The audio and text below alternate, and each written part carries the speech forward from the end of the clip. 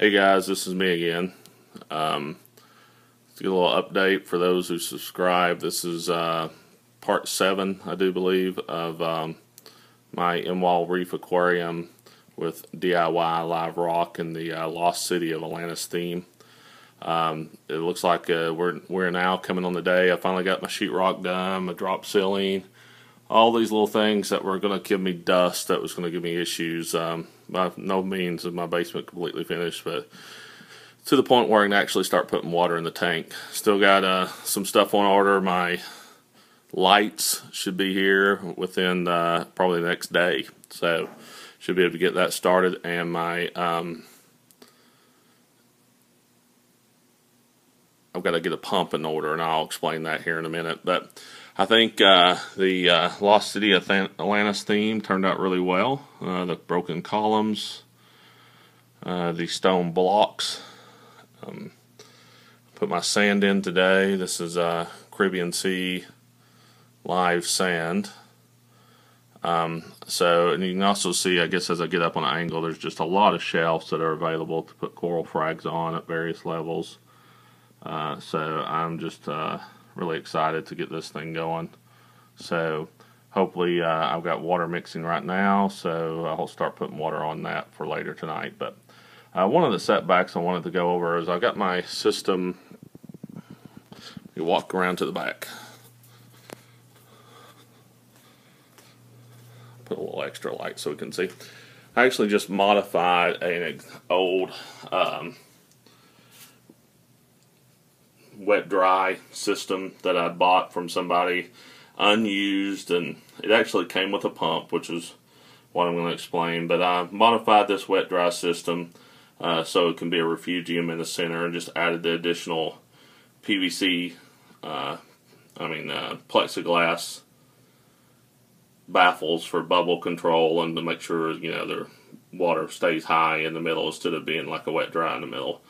So it actually had the a little skimmer, and I may have to upgrade with time, but for right now all this will do. But everything's plumbed in. I used the drill kit and overflow box from Glass Holes. It was really good, really simple, easy to use. But I'm missing my pump, and that's what I wanted to talk about. This had a little giant 770 gallon per hour pump that came with it, that when I bought this thing, in all honesty, probably I can say that this system was probably 6 or 7 years old easily. Maybe not quite that long, but around 6 years. So never been used, brand new in the box, little giant pump.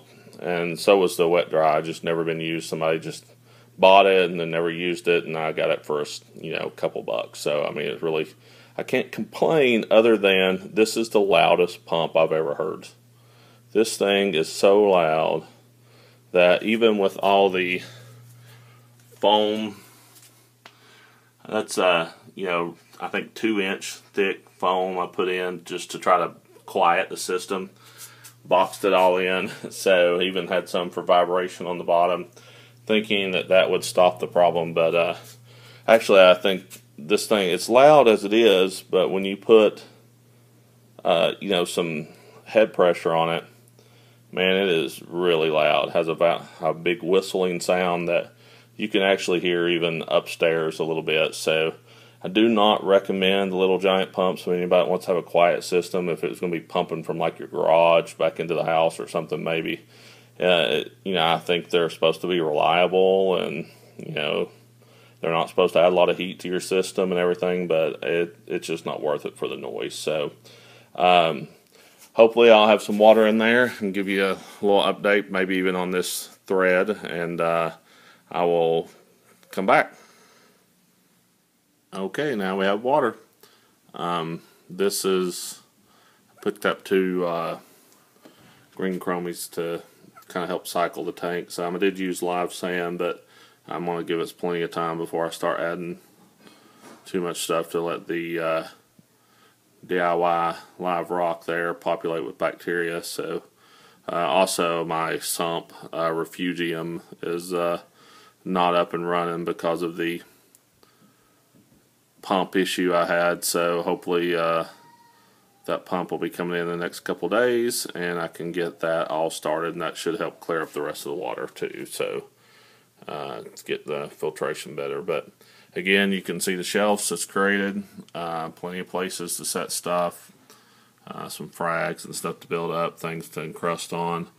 I am really pleased with how the live sand kind of really added to the destruction look of the rock. So very cool looking